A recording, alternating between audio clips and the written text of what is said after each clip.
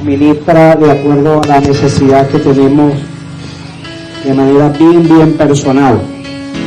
Pero cuando Él nos ministra personalmente, cuando usted dice esta palabra es para mí, no es que se quedó allí, sino que ella es transferida al resto de los miembros, o cuando usted la aplica, la gana y podemos volvernos al Señor, eso al final resultará en edificación para el cuerpo. No es que usted llegue a ser un gran cristiano, ¿no? Porque el Señor me habló a mí. No, eso pasa, eso transfiere, eso es dispensado hacia el resto de los miembros del cuerpo de Cristo.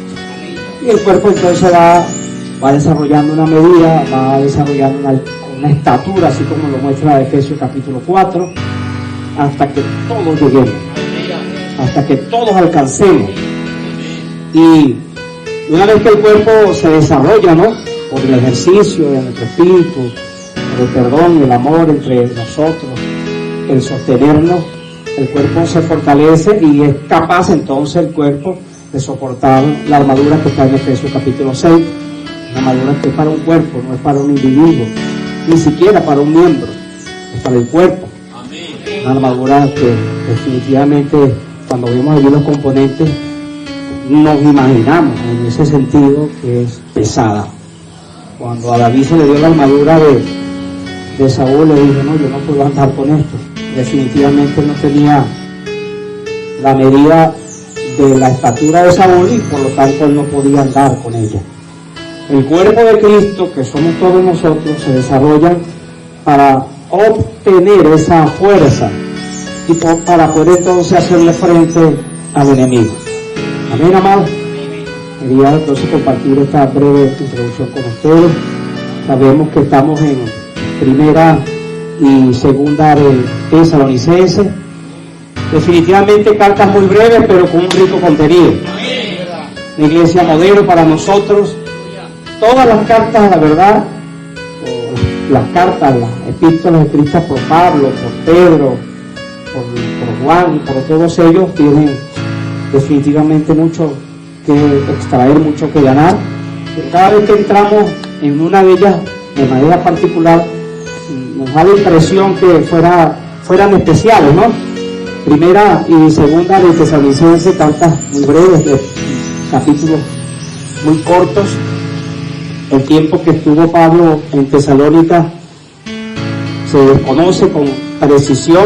Lo que sí se sabe es que fue muy poco. Sin embargo, los hermanos ganaron tal experiencia por haber recibido la palabra de aquellos hombres como ella es en verdad la palabra de Dios, la cual comenzó a actuar desde el mismo momento hasta que ya los apóstoles no pudieron estar allí y esta siguió actuando en los creyentes. Estamos entonces en el tema general: Dios nos ha llamado o Dios nos llama a su reino y a su gloria. Llamamiento supremo, hermano. No sé si usted puede comparar o conoce algún llamamiento que supere a este.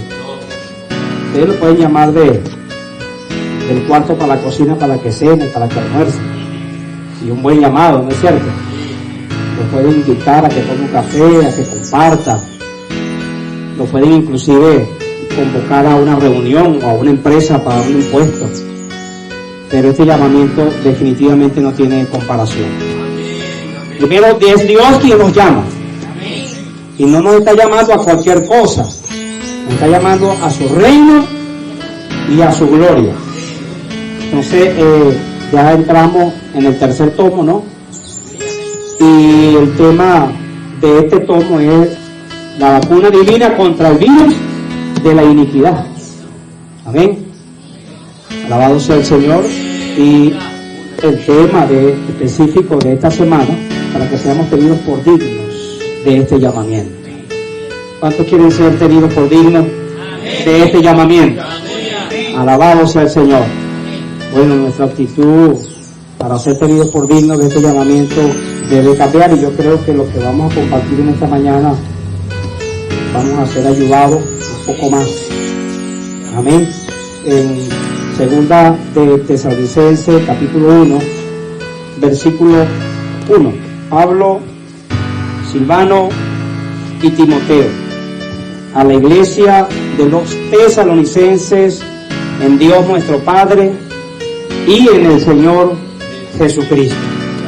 Alabado sea el Señor. El primer principio o el primer cristal que ganamos en esta porción es que Pablo, Silvano y Timoteo, sirviendo al Señor no de cualquier manera, sino en una unanimidad, eran de un solo corazón y de una sola alma. Dios pues nos ha puesto al lado de nuestros hermanos, inclusive al lado de nuestros cónyuges, para que les sirvamos en unanimidad. Y la unanimidad creo que es el sacrificio que honra, que agrada a Dios. Usted y yo podemos ser muy capaces, tener pues conocimiento, experiencia, inclusive en cómo atender los asuntos de la iglesia, pero si usted y yo somos seres independientes, individuales, y nos gusta hacer las cosas solos, porque si involucramos a otra persona, creemos que nos va a desbaratar nuestra gran obra. Estamos entonces en el principio satánico, porque en el momento de la creación, el objetivo de Satanás, aparte de desconectar al hombre de Dios, era tornarlo un ser independiente, despegarlo totalmente. Y como dice por allí un dicho sabio, cuando se rompe el puente con Dios, se rompen todos los puentes, ¿no es cierto, hermano? Por lo tanto, entonces, servir en unanimidad va en oposición directamente a lo que es el principio satánico. Nosotros estamos en la iglesia por el Señor, para Él servimos, y aunque en ocasiones se nos torne bastante complejo y difícil, porque nadie puede levantar la mano acá y decir, no, a mí me agrada servir con mi hermano, yo me siento totalmente agradable, me siento bien, cómodo, no. Definitivamente no es sencillo servir junto a un hermano, a pesar de que tenemos la misma vida divina, pero resulta ser que por tener un trasfondo totalmente distinto, formaciones, culturas, educación inclusive, esto en la mayoría de los casos nos causa mucho malestar. Pero el Espíritu Santo sigue trabajándose hacia adentro de nosotros. Por eso creemos que la iglesia, hermano, la vida de la iglesia es la esfera en la que ocurren los milagros más importantes de nuestra vida. Yo no menosprecio ni minimizo de que usted haya sido sanado de una enfermedad, pero que Dios lo esté transformando, eso supera cualquier milagro, hermano. El Espíritu Santo está trabajando, transformando todo nuestro ser al fin de que lleguemos a ser uno solo, un corazón y de un alma. Nosotros somos uno en nuestro espíritu, porque a todos se nos dio a beber ¿de qué? De un mismo espíritu. Seamos judíos o griegos, esclavos o libres, a todos se nos dio a beber de un mismo espíritu. Pero llegar a ser unánime es un proceso. Por eso en el libro de los Hechos, cuando vemos ese cuadro maravilloso de la iglesia en su primer tiempo, en su primer siglo, dice que tenían todas las cosas en común. Y nadie decía ser suyo lo que poseía, sino que todo estaba a disposición de los hermanos. Y Hechos capítulo 4, versículo 35, dice que la multitud de los que habían creído eran de un corazón y de un alma. Mire que no eran 30, no eran 40.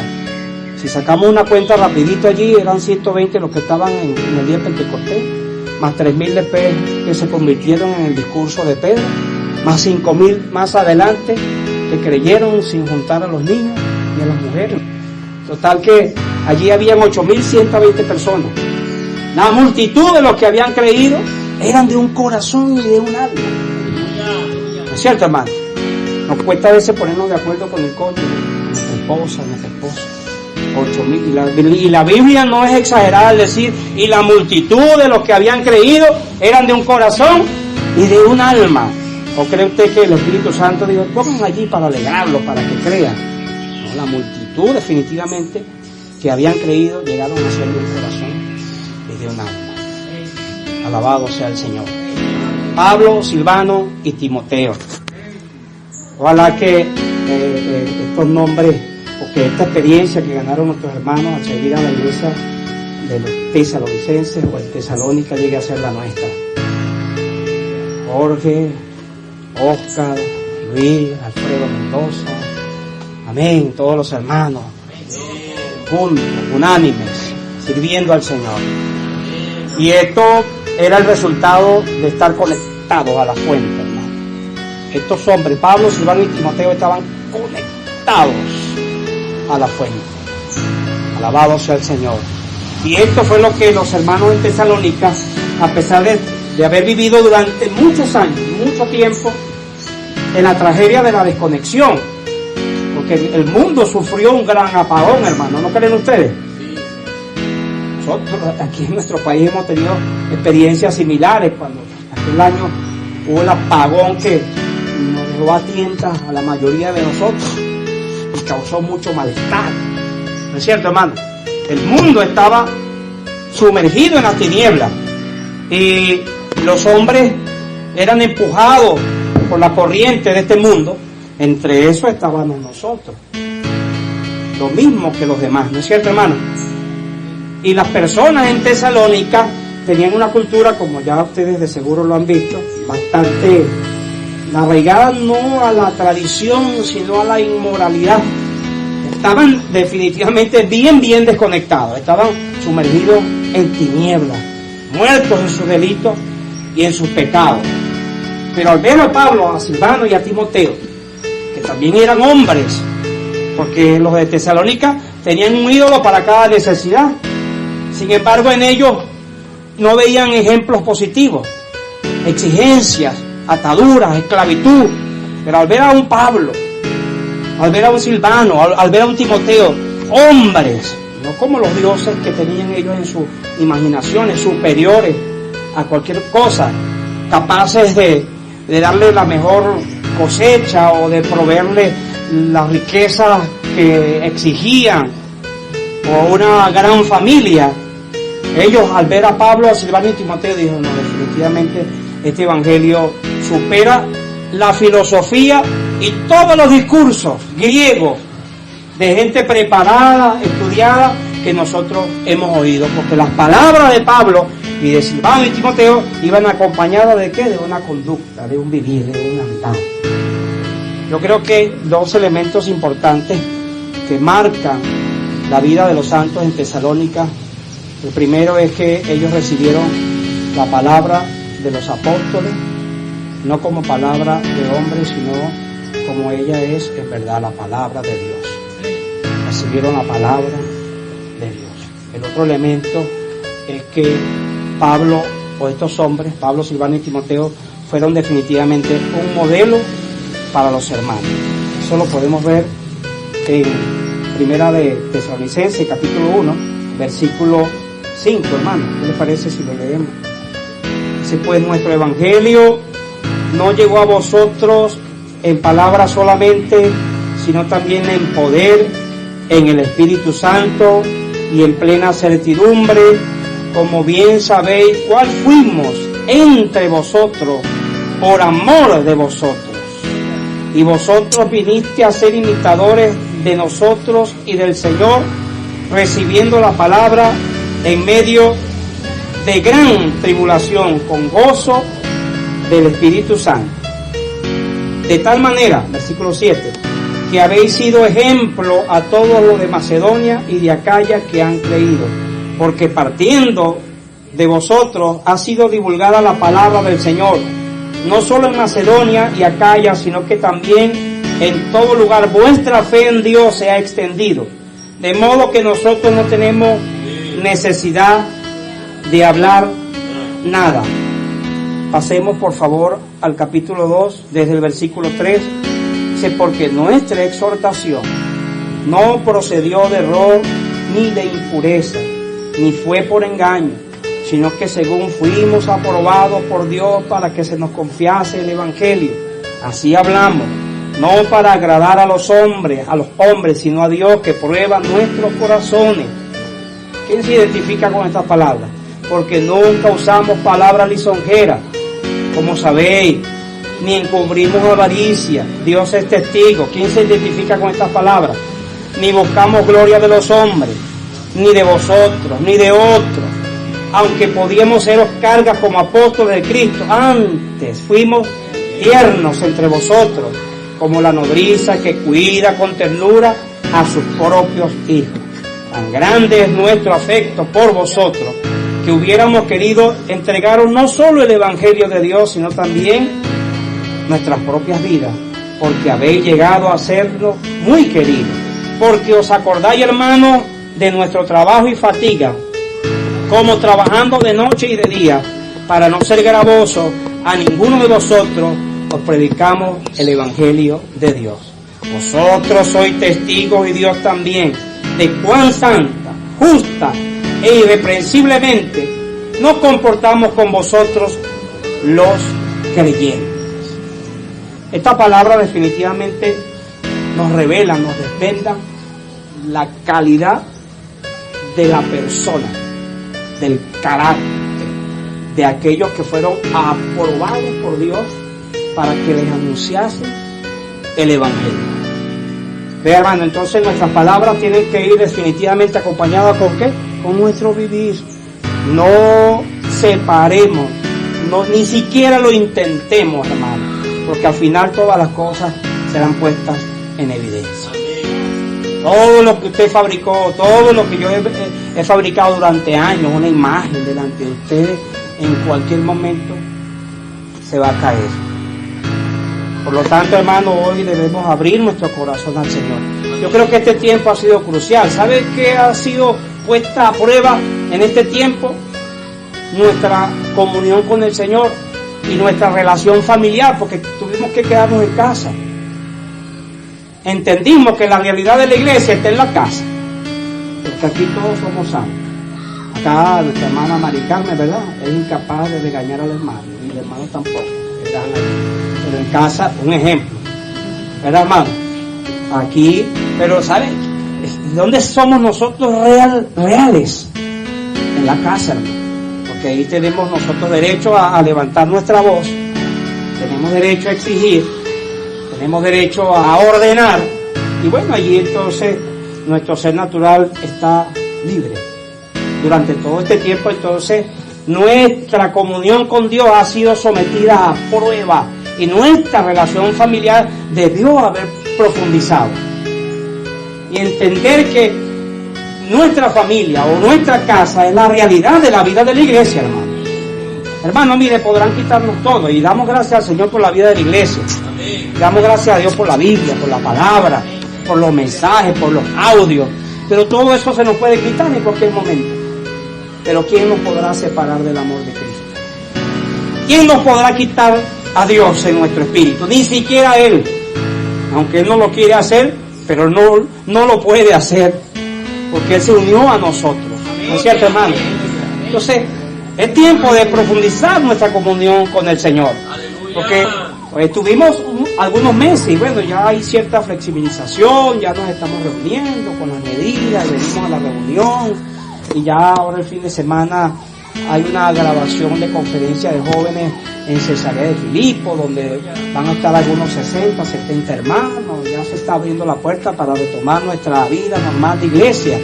Pero ¿quién nos asegura, hermano, de que no vendrán tiempos más difíciles? ¿O usted quiere que las cosas mejoren? Yo quiero que la palabra de Dios se cumpla. ¿No es cierto, hermano? Y nosotros como seres naturales en el fondo deseamos que todo mejore. Que yo pueda ir y poner gasolina sin ninguna dificultad, conseguir la bombonita de gas, sin trastear tanto, que me alcance lo que gano. En el fondo quiero eso. Pero ¿no cree usted que deseando esto nos estamos oponiendo sin querer, sin premeditarlo, a que la Biblia se cumpla? Que quiero que la palabra de Dios se cumpla, hermano. Porque en la medida que la palabra de Dios se cumple, está más cerca de nosotros la redención. Y la Biblia dice que debemos levantar nuestras cabezas porque está cerca nuestra redención. Claro, esto lo hablamos desde acá, pero vivirlo es otra cosa. Entonces, los santos en Tesalónica lograron conectarse también con ese receptor universal que es el Señor Jesucristo. Ellos estaban desconectados, tenían vidas desordenadas. Bueno, inclusive en el desarrollo del alimento diario de esta semana dice que algunos andaban desordenadamente, no querían trabajar. Puedo creer o pensar de que algunos de ellos creían o estaban pensando que el Señor Jesús ya estaba a la puerta y decían, no nos vamos a enredar en cosas de la vida porque necesitamos esperar al Señor. Y la casa cayéndose a pedazos, la hermana subiéndose en una escalera levantable porque el hermano no puede porque está orando mucho. ¿Sí me explico, hermano? Está buscando al Señor y la crisis, la necesidad, la falta, y entonces entramos en una fe supersticiosa de que todo va a caer del cielo, cuando la fe siempre está asociada a la obediencia. Por eso Pablo ordeno a los que están andando de manera desordenada que trabajen con sus propias manos para que no tengan necesidad de nada y tengan que compartir con el que padece necesidad. Por lo tanto, queridos hermanos, los santos en Tesalónica lograron también conectarse y ellos recibieron la palabra de Dios en medio de gran tribulación. Vea, es sencillo recibir la palabra cuando las cosas están bien y usted las asimila. Si su experiencia ha sido de ganar la palabra cuando está en tribulación, amén, qué bueno, sigue adelante. Pero no es tan sencillo, no es tan sencillo.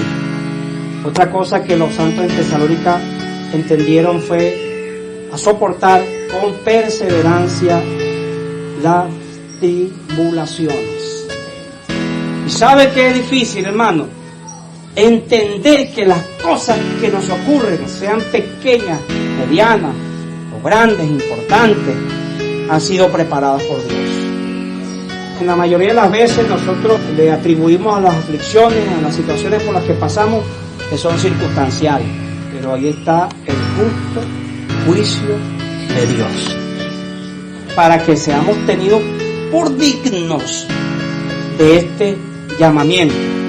Eso está en 2 de Tesalonicenses capítulo 1, versículo 5. Esto es demostración del justo juicio de Dios, para que seáis tenidos por dignos del reino de Dios, por el cual asimismo padecéis.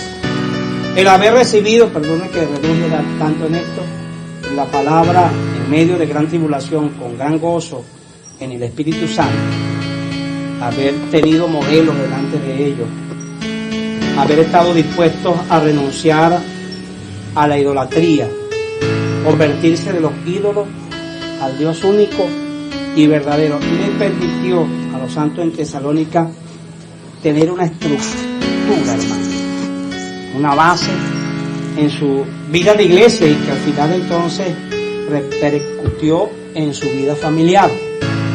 Esta base sobre la cual los hermanos en Tesalónica descansaban, tenían paz, disfrutaban del fluir de la gracia, de la verdad, del amor. Esta base estaba constituida por la fe, por el amor y por la esperanza. Mire que esta base los hermanos la han comparado con un trípode.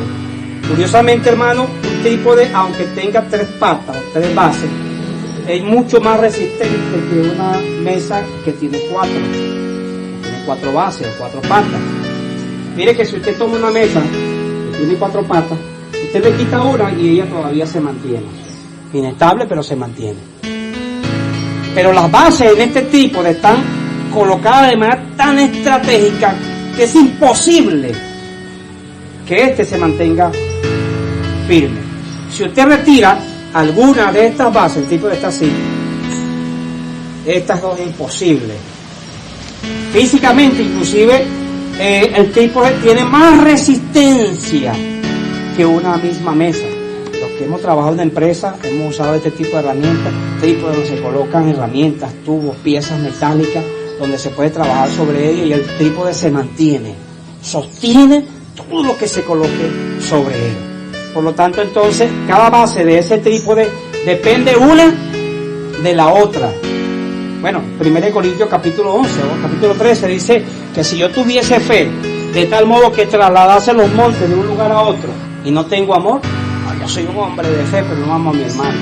Dios sabe que yo soy un hombre de fe, pero que no lo soporto. Ese tipo de cosas. O dudamos, o vivimos en esta tierra como que si el Señor Jesús tardase, y entramos en ese tipo de dilema, de confusión, de que el Señor tarda, y hasta cuándo vamos a ver letreritos en los árboles, Cristo viene, estaba yo muchachito, Cristo viene pronto, y mi abuelo, que ya hace como 25 años que se fue, tenía él como 40 años y todavía me decía, Cristo viene pronto, y se murió a los 90 años, y Cristo viene pronto. Y el apóstol Pablo en 1 Corintios capítulo 15 dice, bueno, si no hay resurrección de muertos, comamos y bebamos, porque mañana moriremos. Y si Cristo no resucitó, entonces los muertos tampoco resucitan. Entonces resulta ser que nosotros los que creemos en Cristo somos los más dignos de lástima de toda la humanidad. Entonces nosotros no podemos separar una cosa de otra. La base, la estructura de la vida de la iglesia está compuesta por la fe, por el amor y por la esperanza, hermano.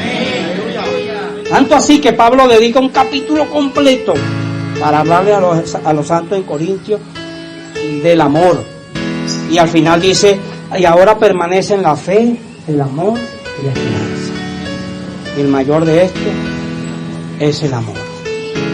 Entonces yo no puedo desligarme de ninguna de estas experiencias. Por lo tanto, mi fe hoy, a través de las aflicciones, a través de las tribulaciones, está siendo probada.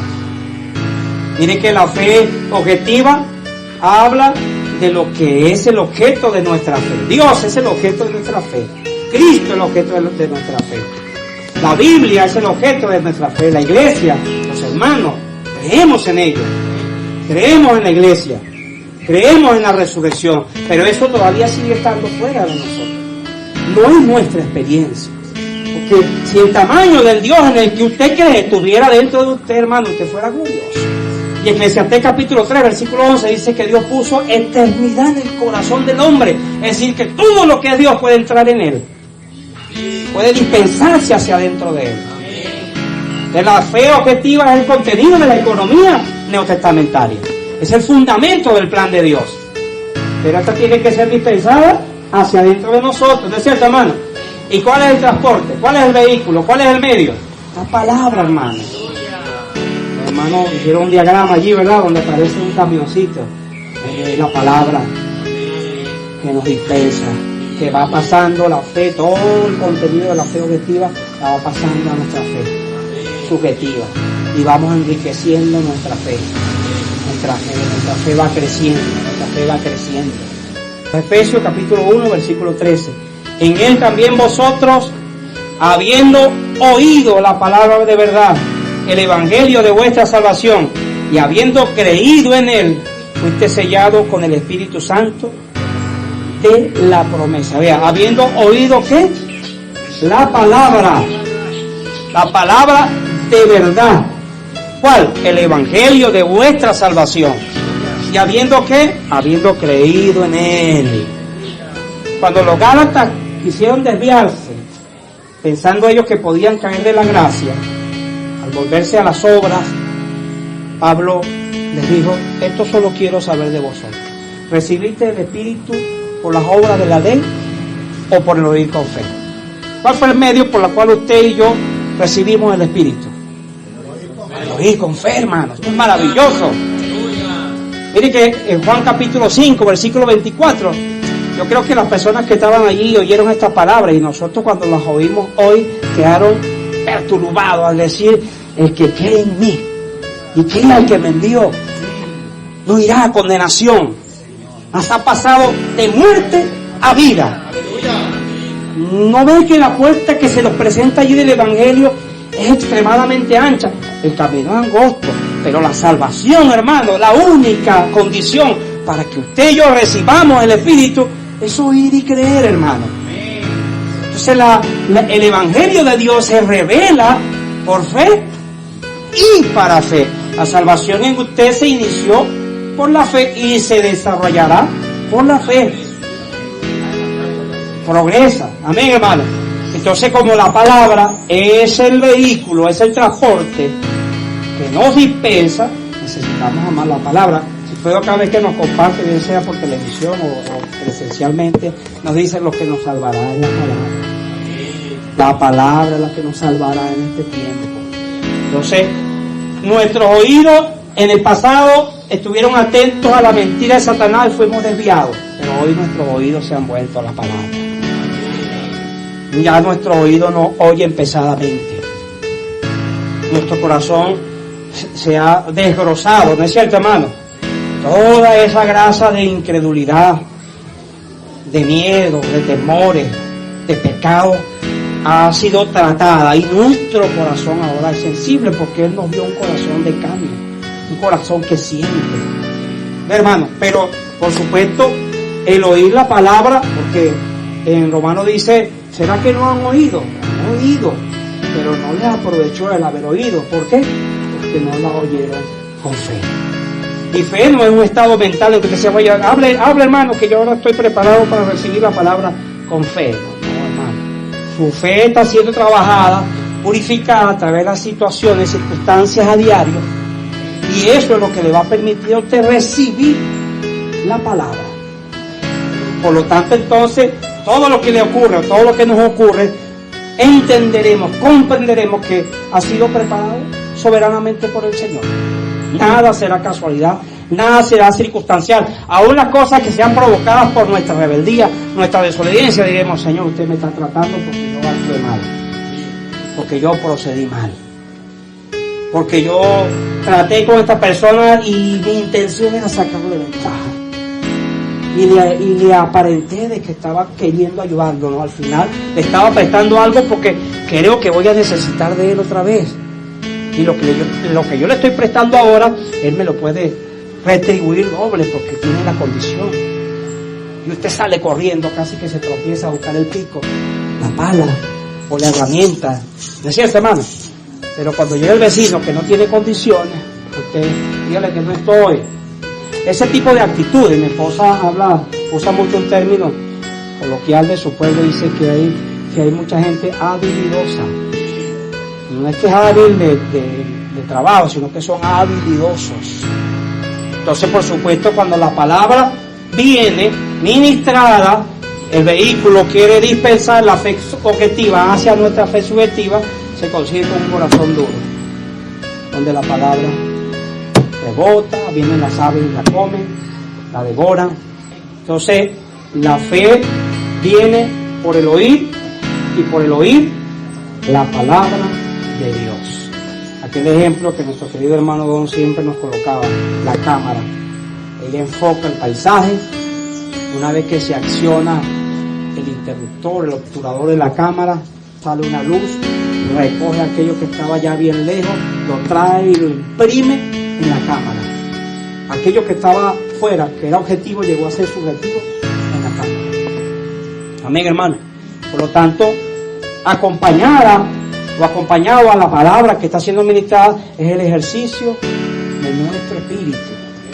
Si no accionamos el interruptor de nuestro espíritu, al invocar su nombre, al tomar la palabra con oración, yo no digo que la palabra no pueda hacer nada el día domingo cuando venimos a la reunión, pero difícilmente hará si durante la semana usted estuvo desconectado. Nuestra comunión con el Señor debe ser a diario, aunque sea poquito. Y las tareas, los trabajos, hay que pararse, hay que levantarse. Bueno, sabemos que hay mucho afán, mucho ajetreo, pero necesitamos sacar tiempo para el Señor, hermano. Porque queremos encontrarnos de pie, junto a Él cuando Él aparezca. En la medida entonces que la fe va siendo dispensada a nosotros, queridos hermanos, nuestro ser va siendo saturado por la vida divina. Y vamos alcanzando la plena filiación. Vamos a leer un versículo allí, Romanos capítulo 10, versículo 17. Así que la fe es por el oír, y el oír por la palabra de Dios. Primera de Tesalonicenses, capítulo 2, versículo 13.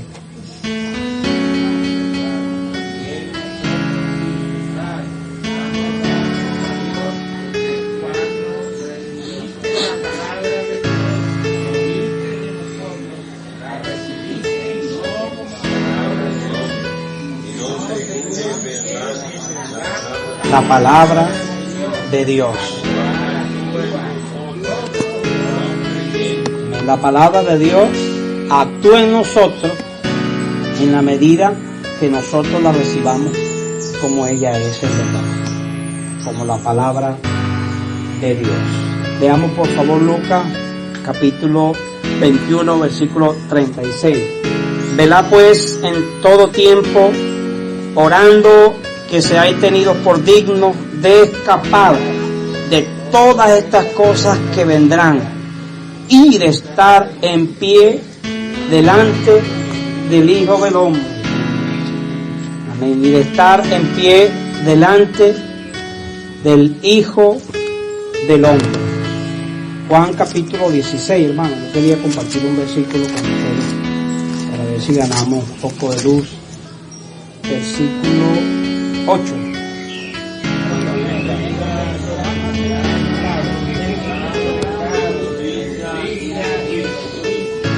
Allí está hablando de quién, del Espíritu. Cuando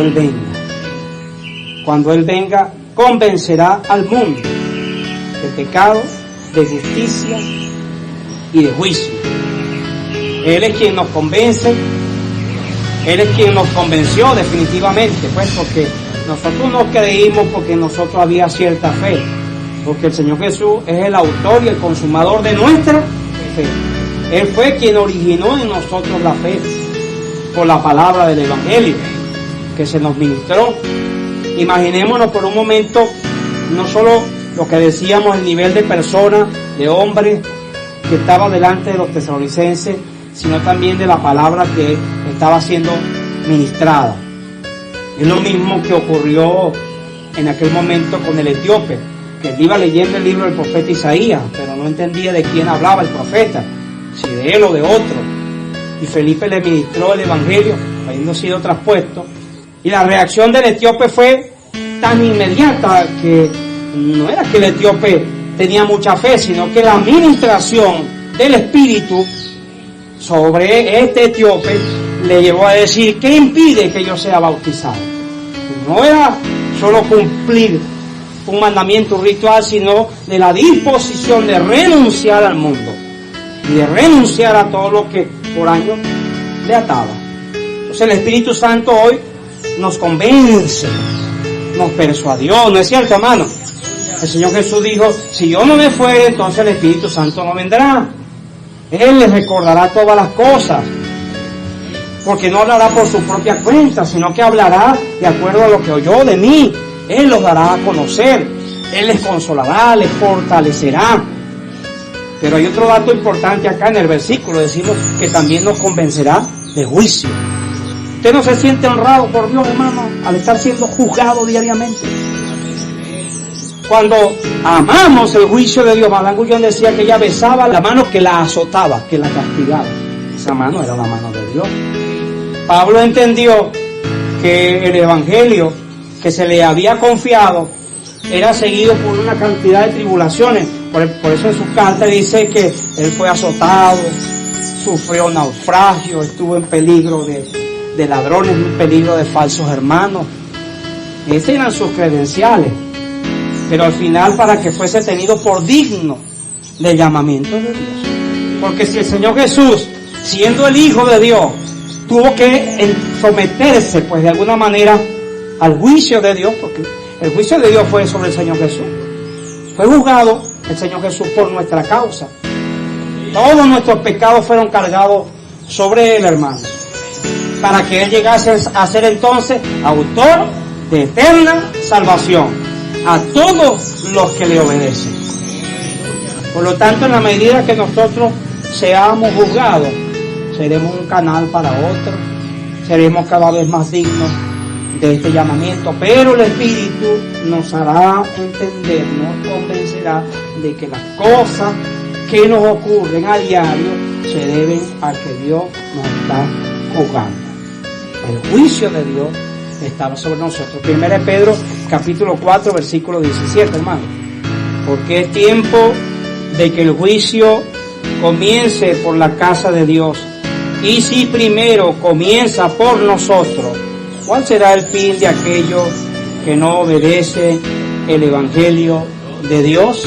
La necesidad de estar siempre en el Espíritu, de ejercitar nuestro Espíritu, nos hace estar conscientes de que estamos constantemente bajo el juicio divino, para que seamos tenidos por dignos de este llamamiento. De lo contrario, para usted y para mí, todo será producto o resultado de las circunstancias, o de quien vive conmigo, o de quien sirve a mi lado.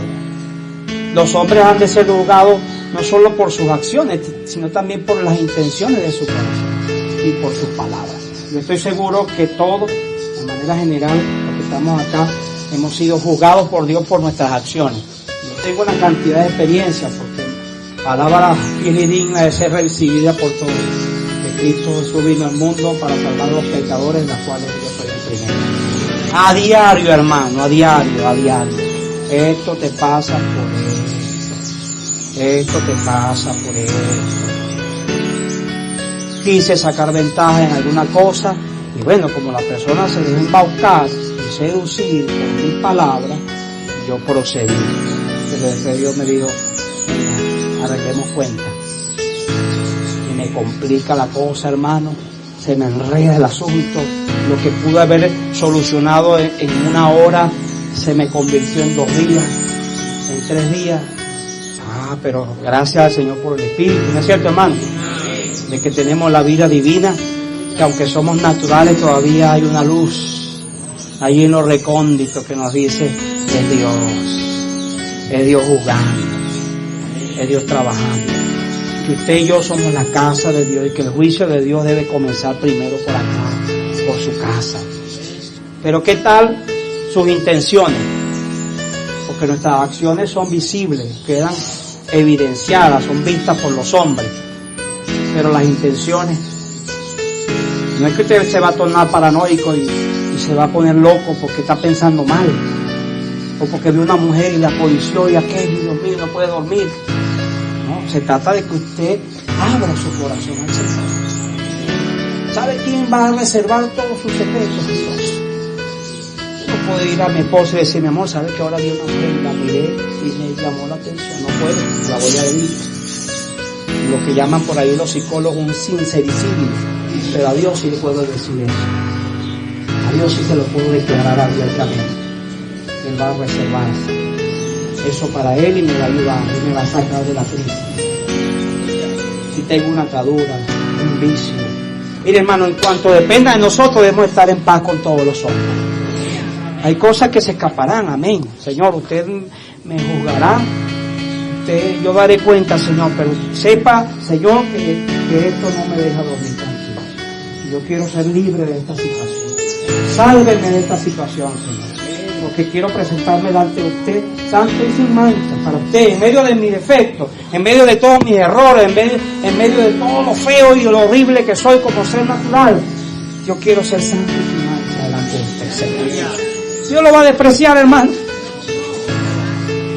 Dios le va a decir, apartado de mí, hacedores de maldad. No. El que confiesa su pecado y se aparta, alcanzará misericordia.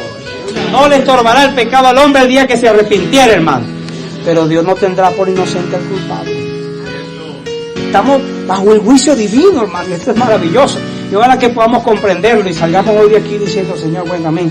Aquí estoy, Señor, júzgame. Bueno, Pablo dijo que ni por tribunal humano, ni siquiera su conciencia lo juzgaba, pero él decía, pero el que me juzga es el Señor. Él sabe lo que soy. Y no lo decía con la intención de quedar absuelto. Él sabía que aunque tenía un ejercicio fuerte de su conciencia, a que ésta le rigiera su vida y no daba lugar para que los hombres le señalaban, él decía, pero yo no puedo esconderme delante del Señor. Jonás, en el vientre del gran pez, decía que él sentía los ojos de Dios que le miraban. Todas las cosas quedarán en evidencia, hermano. Todas las cosas han de ser juzgadas por Dios. Todas las cosas están al descubierto, desnudas delante de aquel a quien tenemos que dar cuenta. Corramos ahora, hermano, estamos en un periodo de gracia. Dios no nos tendrá por inocente, porque el juicio del gran trono blanco es para los incrédulos, pero el tribunal de Cristo para los creyentes. Y Pablo dijo, y es necesario que todos ustedes, no digo, es necesario que todos nosotros, incluyéndose, ¿no es cierto, hermano? O sea que allí el primero será Pablo, y iremos detrás de él, nosotros. Pero es decir, ese gran Pablo de quien hablamos siempre, Pablo, ¿no es cierto, hermano? Él dijo, yo también voy a estar. Todos nosotros vamos a comparecer ante el tribunal de Cristo, para que cada uno reciba según lo que haya hecho, mientras que estaba en este cuerpo y en el cuerpo. ¿Sí, hermano? Sea bueno o sea malo. Entonces en ese momento, Señor, pero no, usted sabe, usted tuvo la vida de la iglesia, ¿se acuerda el mensaje que dio el hermano Oscar allá? Sí, Señor, pero es que yo llegué tarde y esa parte no la oí. No, usted sabe, tenía mi palabra. Dios no es ese tipo de ser que se va a conmover por sus lágrimas, hermano. Todo este periodo es el de gracia, es el que nosotros necesitamos para ser trabajados y para ser perfeccionados. De tal manera amó Dios al mundo, ¿no cree usted, hermano? Que ha dado a su Hijo unigénito para que todo aquel que le cree no se pierda, mas tenga vida eterna. No vino Dios a juzgar al mundo, sino a salvar al mundo por él. Y entregó a su único Hijo. Al unigénito lo entregó. Y lo puso entre nosotros durante 33 años y medio. Y vimos su gloria, su gracia. Y lo entregó por nosotros. Y lo resucitó al tercer día. Y lo dispensó hacia nosotros como el Espíritu. Y hoy está entre nosotros. Donde estén 2 o 3 reunidos, Él está allí, hermano, entre nosotros. Y estará con nosotros todos los días hasta el fin del mundo. Entonces ese día no habrá excusa, hermano. Nos dio su palabra. Yo quiero, así como el apóstol decía, Lucas capítulo 21, versículo 34. Mirad también por vosotros mismos, que vuestros corazones no se carguen de glotonería y embriaguez y de los afanes de esta vida, y venga de repente sobre vosotros aquel día. Dice, mirad por vosotros mismos, que vuestros corazones no se carguen de glotonería y embriaguez y de los afanes de esta vida, y venga de repente sobre vosotros aquel día. El versículo 35 dice, porque como un lazo vendrá, como un lazo vendrá. Hemos sido salvos por la gracia, por la misericordia del Señor, pero nuestra madurez espiritual es un proceso de la que nosotros tenemos responsabilidad porque estamos cooperando con el Señor. Si no cooperamos, Él no podrá hacer nada por nosotros ese día. Él no podrá hacer nada ese día por nosotros. Él nos introducirá en la eternidad, pero después que ya hemos sido procesados por fuego. Usted sabe, la disciplina dispensacional, las tinieblas de afuera, el horno del infierno, el lago de fuego, es estar excluido de la presencia del Señor durante 1000 años. Y allí crujiremos los dientes porque diremos, yo pude estar dentro, Señor. Yo pude, Dios, por tornarme tan rebelde, tan resistente a la palabra. Hoy estoy acá. Dios no nos podrá tener por inocentes en aquel día. Por lo tanto, el misterio de la iniquidad, ¿verdad? Dice que ya entró en acción. ¿Sí? Solo hay quien al presente lo detiene. El ejercicio de nuestro espíritu es lo que va a detener que el misterio de la iniquidad entre en nuestras casas. La palabra, el perdón, la comprensión, renunciar. Mire que cuando los discípulos le dijeron, Señor, ¿cuáles son las señales de tu venida? ¿Qué acontecerá? Bueno, y muchos conocemos que el Señor le habló de terremotos, de guerra, pero la primera palabra fue, mirad que nadie os engañe. Mirad que nadie os engañe. Los hermanos nos han hablado muchísimo de que la marca no es física, porque ¿quién es el más grande aquí, el más fuerte? El hermano Antonio, ¿verdad? El hermano esposo de la hermana Maricarmen. Si dependiera de una marca física, ahí lo agarran 4 hombres, ¿verdad, hermano? Lo manatean y le ponen el sello. Entonces, el sello, ¿qué es? Cambiar nuestra manera de pensar en cuanto a la venida del Señor Jesús. Es decir, que usted viva y yo vivamos de manera relajada. El Señor está de venir, el Señor todavía hay tiempo, seamos como las vírgenes insensatas. Entonces, mirad que nadie os engañe. Y una cosa que traen las crisis, hermanos, como las que hemos vivido durante unos años en nuestro país, y que al final terminamos tomándolas como excusa. Bueno, yo tengo que buscar la manera de resolver porque es que tengo que llevar el sustento a casa. Y eso lo exhortó Pablo a los tesalónicos, que teníamos que trabajar. Pero resulta ser que usted comienza a descuidar no solo su comunión con el Señor, sino también la comunión con los hermanos. Porque hay muchas cosas que hacer, hay muchas cosas que atender, hay mucha gente a quien debemos darle cuenta por trabajo, oficios que hacemos. Y bueno, y creemos que esa advertencia de que muchos queriendo enriquecerse, yo no quiero enriquecerme, yo lo que quiero es trabajar. Pero resulta ser que usted se enreda cada vez más, ya hay menos tiempo para el Señor, menos tiempo para la familia, menos tiempo para la vida de la iglesia, usted está enredado. Y en el fondo quiere enriquecerse, porque quiere un poquito más. Y la excusa es para atender bien a los hermanos, para tener algo más cómodo, más práctico. Dice que los que quisieron enriquecerse fueron traspasados ¿de qué? De muchos dolores, porque raíz de todos los males es el amor al dinero. ¿Qué queremos decir con esto? Hay que trabajar, hay que emprender, hay que buscar una manera de resolver, hay que orar para que nos dé dirección Dios. ¿Qué hacemos? ¿Qué emprendemos? ¿Qué abrimos para sustentar a nuestra familia? Pero el día que nos toque bajar a Santa María para estar en la reunión, no vamos a tener problemas.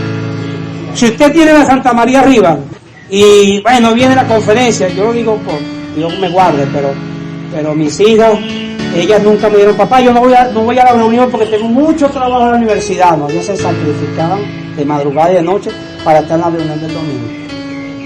Yo tengo un pequeño negocio en Valencia, que a veces va bien, a veces va mal, ¿entiendes? Pero Dios es testigo de que no me pesa cuando tengo que cerrarlo y venirme a la reunión o ir a la conferencia 3 o 4 días. Bueno, es un negocio personal.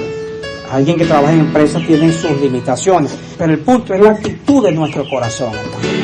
Estamos por el Señor, y Silfredo nos compartió este fin de semana, y las últimas palabras que nos dio el Espíritu a través de nuestro hermano fue: teniendo sustento y abrigo, estemos contentos con esto. No conforme, contento. Conforme es que yo quedé todavía, yo quiero un poquito más. Contento es que usted quedó satisfecho. Teniendo sustento y abrigo, estemos contentos con esto. Porque nada hemos traído a este mundo y sin duda nada vamos a sacar. Desnudos salimos del vientre de nuestra madre.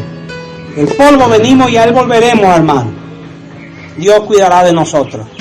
Si hoy usted ha sufrido, si hoy está siendo afligido, si está pasando por tribulaciones, recuerde que el Señor Jesús envió el Consolador para sustentarle. Dice la Biblia que somos guardados por el poder de Dios mediante la fe, y que nada nos podrá separar del amor de Cristo, ni siquiera la vida, ni la muerte, ni ángeles, ni potestades.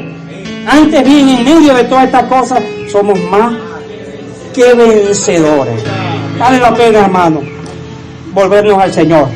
Si ha dejado de orar, si hemos dejado de orar, si la Biblia tiene ya polvo, telaraña, es momento de desempolvarla. Volvámonos a la palabra, sencillamente. No se establezca retos muy grandes. Voy a leer la Biblia 4 horas al día, voy a orar 2 horas al día. No, comience de a poco, ejercitando su espíritu, y recobrará su hábito de orar, su hábito de tomar la palabra. No queremos decir con esto que hay mucho tiempo, pero estamos a tiempo todavía. Que Dios les bendiga. Un fuerte aplauso al Señor, hermano.